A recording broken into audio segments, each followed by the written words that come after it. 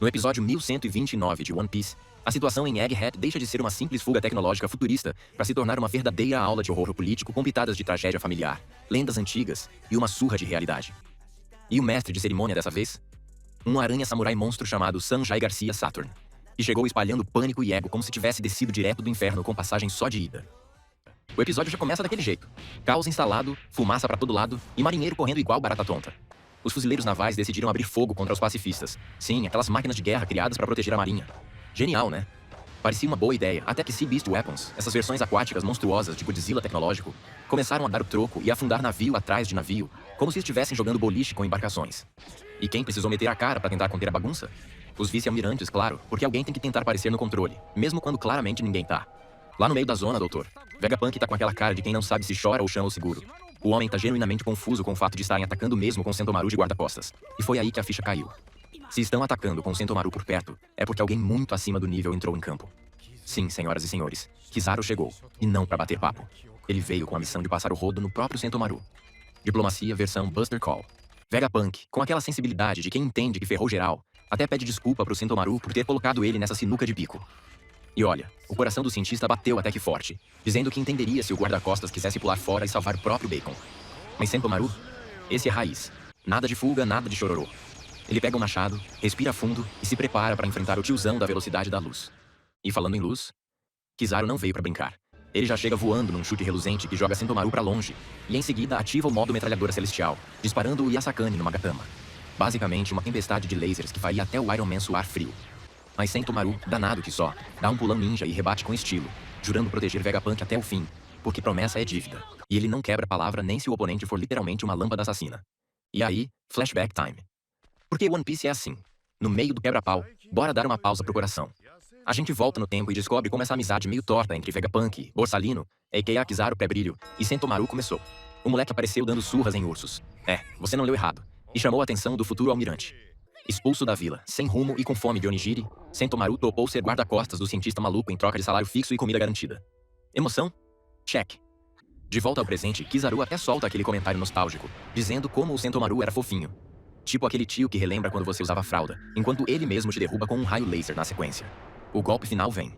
Sentomaru acerta o Ashigara Dokoi, seu movimento de assinatura, mas Kizaru nem se abala, e pimba, joga o pobre no chão, derrotado. Chip de comando confiscado. Pacifistas reprogramados, e agora agindo contra Sea Beast Weapons. Sim, a traição foi completa. Saturn, o Gorosei das sombras, assiste tudo com aquela cara de quem só aparece para dar ordens sinistras e contabilizar os corpos. Enquanto isso, no Labofase, os cientistas que restam, Vegapunk, Edson e Atlas, tentam desesperadamente desativar a barreira laser. Mas tem um pequeno detalhe técnico. Como o Kizaru é feito de luz, literalmente, ele passa pela barreira como quem atravessa uma cortina de contas. Resultado? Sirenes berrando, alerta geral, e Luffy e a galera recebendo o sinal de que o perigo tá cada vez mais perto. Eles tentam acelerar o passo, mas quem resolve estragar o passeio é Rob Lucci, que aparece do nada e tenta dar um golpe mortal em Vegapunk. Plot twist? Stussy se mete na frente, estilo guarda-costas de filme de ação, e leva o golpe no lugar do cientista. E aí é que o bicho pega. Sanji aparece voando com uma pistola de bolhas. É isso mesmo, bolhas, e sela o Kaku como se estivesse prendendo um Pokémon raro. Lucci, sem paciência, parte pra outro ataque. Mas Zoro, o caçador de onças de terno, bloqueia tudo com uma cara de quem não tem tempo pra palhaçada. E ainda solta aquele olhar de desprezo que diz tudo. E o episódio fecha com chave de ouro. Kizaru chega no Vegaforce 01, aquela máquina gigante cheia de potência. Mas antes que ele possa fazer o que quer, aparece Luffy. Agora a versão Gear 5 desligado, mas ainda uma bomba relógio de força. E acerta um chutão relâmpago.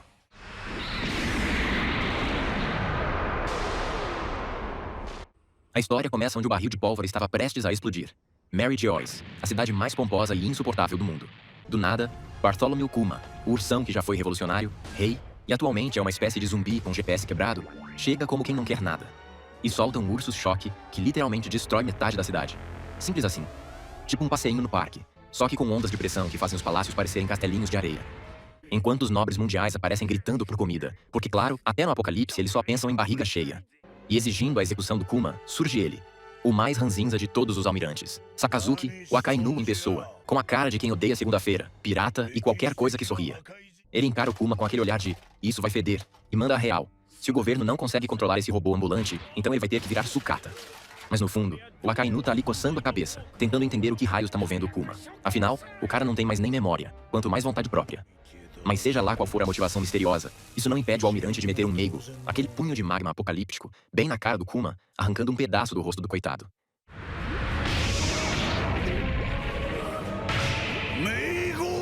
E mesmo assim, sabe o que o Kuma faz? Corre. Com uma perna só, mas corre. Melhor dizendo, ele manco teleporta, porque o Sakazuki manda uma rajada de magma que arranca a perna dele, e o bicho ainda consegue sumir no ar como se fosse um teleporte desesperado nível máximo. Sakazuki só observa, enquanto lembra da vez em que pegaram a Bonnie 2 anos atrás, e revelaram pra ela que o pai tinha se oferecido voluntariamente pra virar um robozão do governo. Ela obviamente não acreditou nem por um segundo. E agora? Agora tá todo mundo surtando porque o Kuma sumiu, e o Akainu ainda tá lá, resmungando mentalmente. Enquanto isso, de volta a Egghead, a batalha por metro quadrado tá digna de final de campeonato. As Sea Beast Weapons já foram reduzidas a sucata pelos pacifistas, agora reprogramados. Com a pista livre, a marinha começa a atracar, prontos pra transformar a ilha futurista em zona de guerra. Mas quem tá segurando a linha de frente com estilo? Luffy, versão Gear 4. Snakeman, todo cheio de elasticidade e fúria controlada. Ele tá trocando sopapos com o Kizaru, que por mais reluzente e rápido que seja, tá tendo que admitir que o Luffy não é mais aquele moleque que levou surra em Sabaody. Agora é outro nível. É tipo passar de cartinho de supermercado pra Fórmula 1 em 2 anos. Kizaru, num raro momento de melancolia filosófica, até pensa sobre o quanto conhece o Luffy e como não queria ser o cara a eliminar ele. Mas as ordens são ordens. E então, bam! Com a velocidade de um raio e a força de um meteoro, ele dá um chute tão violento que manda o Luffy voando tipo um míssil desgovernado direto no Vega Force 01, destruindo o mecha gigante sem um pingo de cerimônia. E o Luffy continua voando, até bater na barreira do Frontier Dome. Enquanto o Luffy vira míssil, o Thousand Sunny literalmente cai das mãos do robô destruído, com Franky, a Bonnie e a Lilith fugindo do que sobrou do titã explosivo. Mas o Kizaru já tá lá de novo, teleportando como se fosse patrocinado por fibra ótica, e dá de cara com o trio. Ele reconhece a Bonnie, comenta como ela cresceu, e manda aquele papo passivo-agressivo sobre por que ela estaria tentando salvar o Vegapunk. Justamente ele, que ela deveria odiar. Mas a Bonnie já não tá mais no modo coadjuvante. Ela puxa um fio, ativa a Toshitsuki e mostra que o alvo dela agora é outro. Kizaru, claro, desvia como se estivesse num jogo de dança, diz que não quer ferir ninguém que ele conheça, e chuta a Bonnie direto na barreira também. Tá virando moda. Franky, indignado, prepara um Radical Beam, mas o Homem da Luz já sumiu de novo, deixando só o eco da destruição no ar. Franky, com aquele raciocínio ninja de quem já enfrentou o dinossauro cibernético, deduz pra onde ele tá indo e manda um aviso urgente pro Usopp. Enquanto isso, lá no outro lado, doutor. Vegapunk, Edson e Atlas finalmente quebram o código do Frontier Dome, só pra serem surpreendidos pela chegada sorrateira do próprio Kizaru, que aparece como quem não quer nada e já deixa no ar que quer terminar logo essa missão indigesta. Mas aí, do nada, Luffy ressurge. Só que não é o Luffy normal. Não é nem o Snakeman. É o Gear 5, com direito a tambor de coração, aura de desenho animado insano e sorriso de quem vai bagunçar tudo.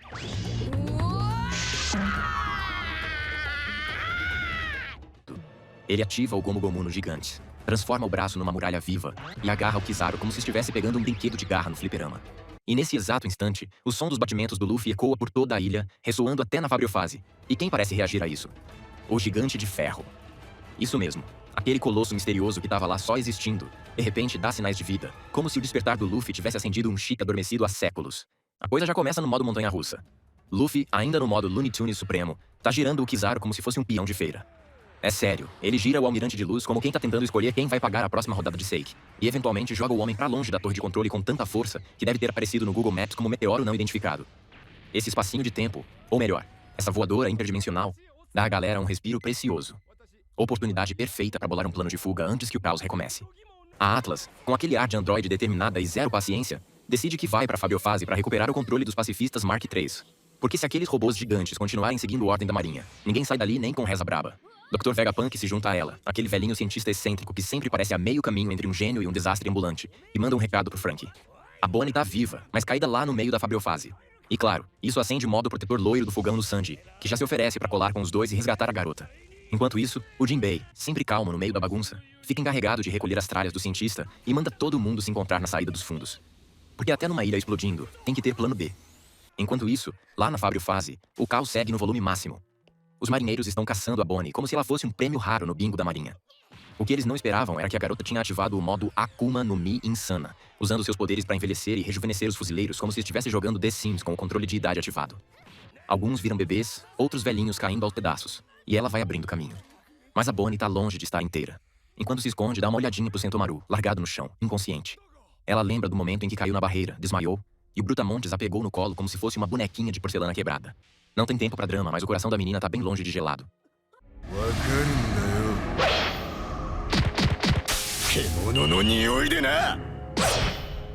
De volta à pancadaria central, o Luffy nota que o Zoro tá envolvido num daqueles duelos que só ele sabe manter no meio da guerra. Contra o bom e velho Rob Lucci, o assassino com cara de bancário psicopata. E claro, Luffy pensa em ir lá resolver também, mas Zoro dá aquele olhar que diz: deixa comigo. E não é só orgulho. O homem afirma que o Lucci não vai passar dele tão cedo.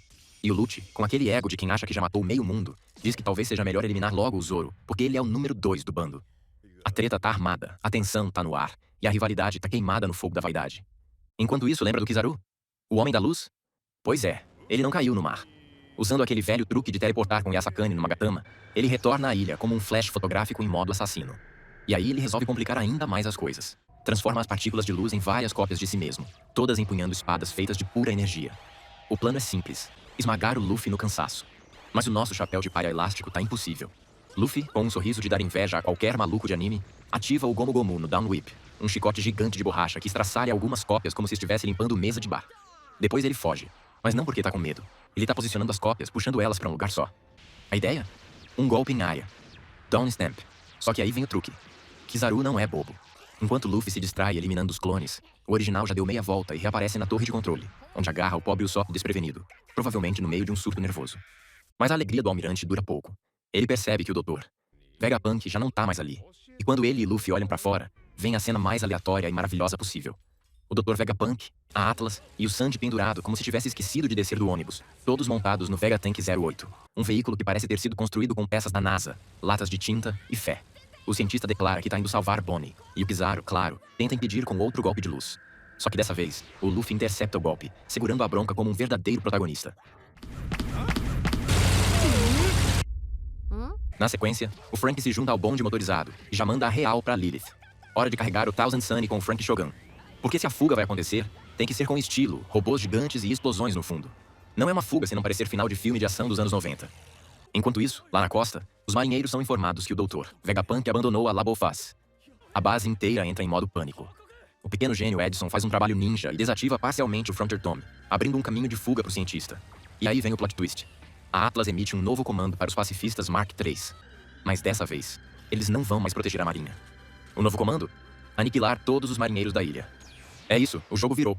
Tudo começa com um barulho bem familiar. Robôs gigantes trocando de lado. Graças a Atlas, e claramente não tem tempo a perder com diplomacia, os pacifistas Mark III viram a casaca de vez e partem pra cima da marinha, como se tivessem lembrado que estão devendo vingança antiga. É explosão pra todo lado, marinheiro voando como papel de bala em ventilador, e um pandemônio geral tomando conta da Fabriofase. Enquanto isso, dentro do Vegatank 08, o grupo do Dr. Vegapunk continua sua descida frenética. É quase uma montanha-russa de fuga, só que com tecnologia de ponta e um loiro apaixonado no volante. O Sanji.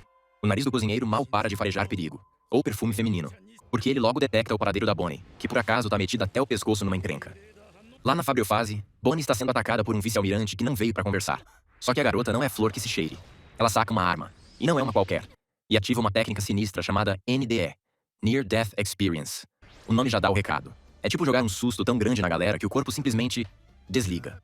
Os marinheiros, achando que foram pro além, apagam com o choque. Bonnie, com estilo, sai de fininho. Só que a alegria dura pouco. Logo, ela é cercada pela vice-almirante Bluegrass, uma senhora que parece saída de um rodeio galáctico. E o motivo? Ela comeu a Nori Nori no Mi, uma Akuma no Mi que permite montar e controlar qualquer coisa que esteja montando. E adivinha o que ela tá montando? Um pacifista gigante. É tipo lutar contra um touro de aço com IA, só que ainda controlado por uma velha doida. Bonnie fica em choque. Literalmente. O pacifista tem o rosto do pai dela, Kuma, o antigo revolucionário. E isso trava a menina na hora. Mas aí entra Sanji, como um raio gourmetizado do céu. Ele aparece no último segundo, tira Bonnie do caminho e basicamente manda a real. Esse robô pode até parecer com o pai dela, mas não é. E se quiser sobreviver, tem que aceitar isso.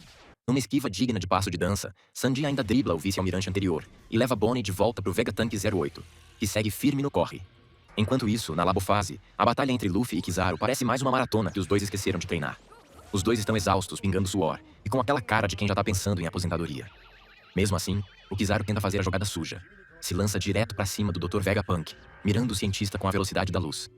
Luffy corre atrás, mas nesse momento algo estranho acontece. Ele, Zoro, Lucci, até o Jinbe param por um instante. Como se uma sensação ruim tivesse tomado conta do corpo inteiro. Tipo aquele frio na espinha que avisa que vem bomba por aí. E vem mesmo. Do nada, os pacifistas param de obedecer a Atlas. Só ficam parados. E quando isso acontece, já dá pra ver a treta vindo de cima. Em segundos, um círculo mágico bizarro se forma no chão, e todos os marinheiros recebem um aviso urgente. O Saturn chegou. E quando a entidade aparece... Meu amigo, o clima pesa como cimento fresco.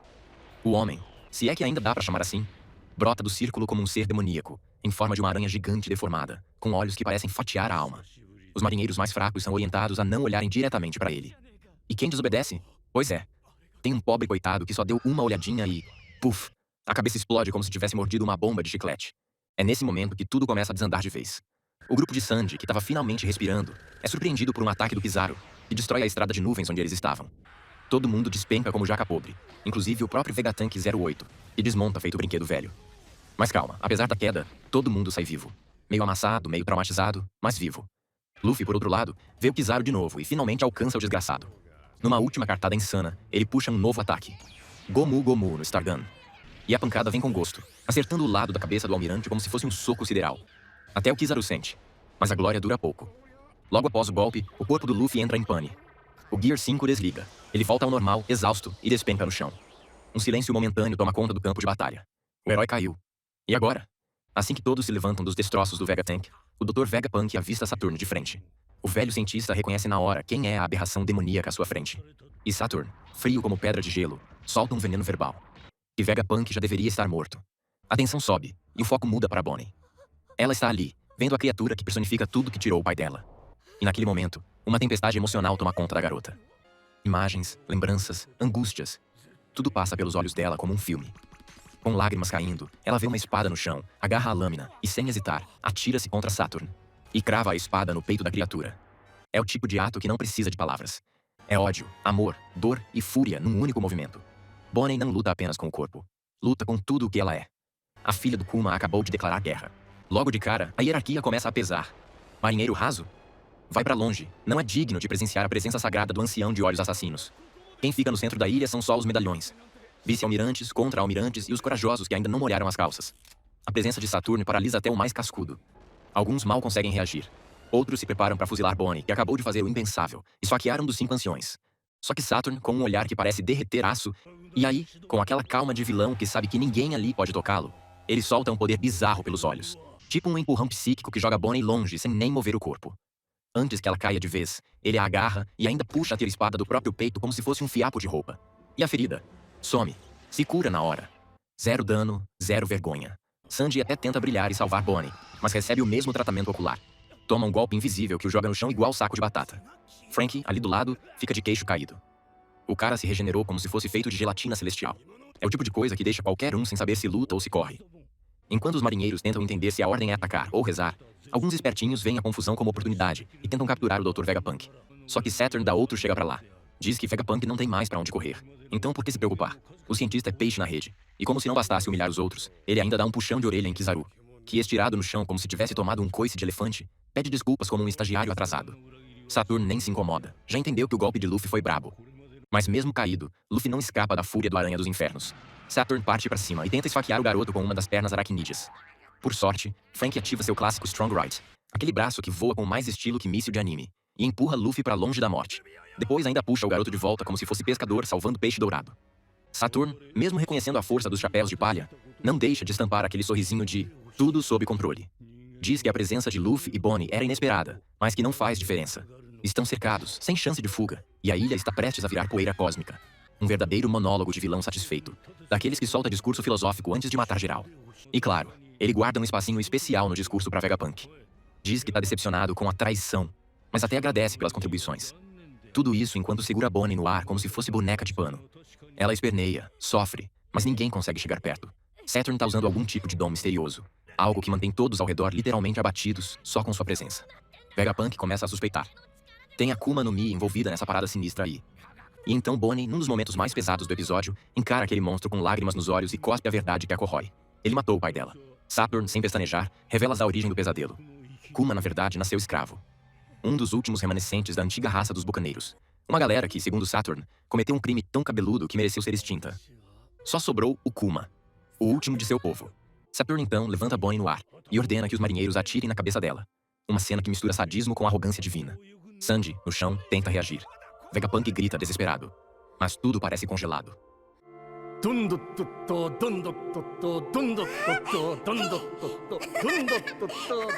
Nesse momento, Bonnie mergulha num flashback. Lá no fundo da memória, ressurge a imagem do pai, Kuma, sorrindo com ternura e contando sobre a lenda de Nika, o guerreiro da libertação.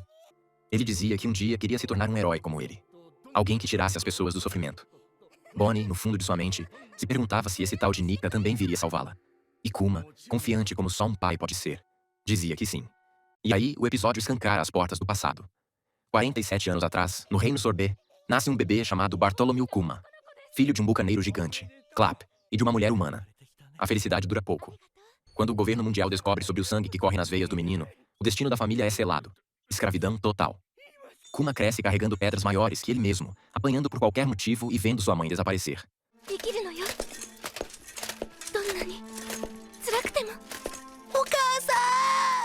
Um dia, seu pai dá a notícia da morte da esposa. Kuma desmorona. Mas Clap, mesmo acorrentado, tenta acalmar o filho com a história de Nika.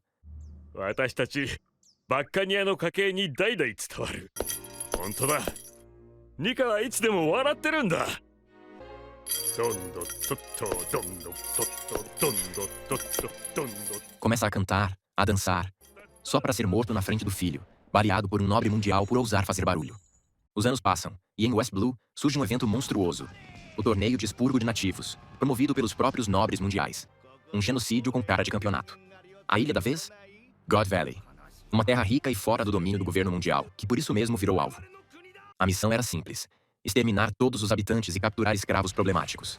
Quem tentasse impedir, morria. O próprio rei da ilha tentou.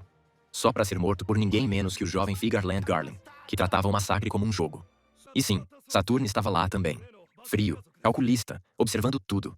Kuma tenta escapar, mas é recapturado. Ironicamente pelos próprios escravos, que sabiam que se ele fugisse, todos pagariam o preço. No meio do caos, surge um certo jovem carismático, Emporio Ivankov. Acompanhado de sua irmã Ginny, ele cruza olhares com Kuma e reconhece a lenda viva. O garoto descendente dos gigantes. E sem titubear, Ivankov se apresenta como alguém que vai sobreviver. E pergunta a Kuma: "Você também vai?" E assim, encerramos mais um episódio insano dessa saga épica. Se curtiu essa zoeira, não esquece de deixar o like, se inscrever no canal e compartilhar esse vídeo com a tripulação. Afinal, a zoeira em One Piece nunca tem fim. Até a próxima e bons ventos nos mares da zoeira.